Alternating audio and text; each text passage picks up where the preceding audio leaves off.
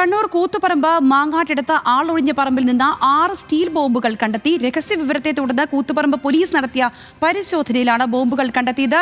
കൂടുതൽ വിശദാംശങ്ങളുമായി നിഖിൽ അളവൂർ കണ്ണൂരിൽ നിന്ന് ചേർന്നു. നിഖിൽ, ഒരിടവേളയ്ക്ക് ശേഷമാണ് വീണ്ടും കണ്ണൂരിൽ സ്റ്റീൽ ബോംബുകൾ കണ്ടെത്തിയിരിക്കുന്നത്.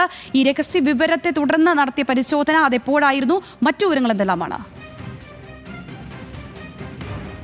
12:15 ഉപ്പിലപ്പിടിക സ്വദേശി പ്രകാശിന്റെ ഉടമസ്ഥതയിലുള്ള സ്ഥലത്ത് നിന്ന് ഇത്തരത്തിൽ 6 സ്റ്റീൽ ബോംബുകൾ പോലീസ് കണ്ടെത്തിയിരിക്കുന്നത്.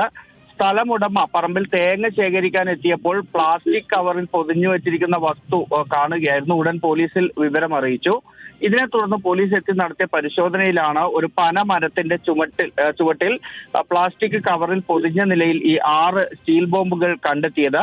നേരത്തെ ഇത്തരത്തിൽ ബോംബുകൾ കണ്ടെത്തിയ പ്രദേശമൊന്നുമല്ല ഇത് എന്നാണ് പോലീസിൽ നിന്ന് ലഭിക്കുന്ന വിവരം. ഏതായാലും ബോംബ് സ്ക്വാഡ് സ്ഥലത്തെത്തി ഈ ബോംബുകൾ അവിടെ നിന്ന് മാറ്റിയിട്ടുണ്ട്.